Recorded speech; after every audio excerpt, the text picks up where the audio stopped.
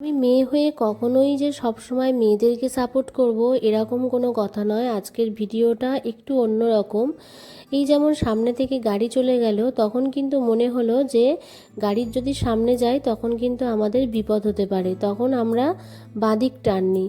সেরকম বুঝলে হয়তো বাম্পার আছে, সেই সামনের দিকটা এসে স্লো করে নিই। ঠিক সেরকমভাবেই কিন্তু আমাদের জীবনটাও এরকম। আমরা যেমন মেয়েরা সবসময় নিজেদেরকে দুঃখিত মনে করি বা এটাই ভাবি যে আমরাই মনে হয় জীবনে সব থেকে বেশি স্যাক্রিফাইস করেই চলছি। ছেলেরা চলেই না, কারণ ছেলেরা তো নিজের বাড়িতে থাকে, সবার সাথে থাকে, কিন্তু না, ছেলেদের জীবনটাকেও কিন্তু সবাইকে নিয়েই মানিয়ে চলতে হয়। মানিয়ে যারা চলে না তাদের ক্ষেত্রেই কিন্তু সংসারটা দুটুকরো হয়ে যায়। যেমন একটা ছেলের জীবনে একটা অর্ধাঙ্গিনী আসে, সেরকমও কিন্তু ছেলেটার জীবনেও তার আগের যে প্রায়োরিটি ছিল সেটা ছিল তার মা, পরে হলো তার বউ। সেরকম তার জীবনেও কিন্তু দুজনকে নিয়েই তার সামঞ্জস্য করে চলতে হয়।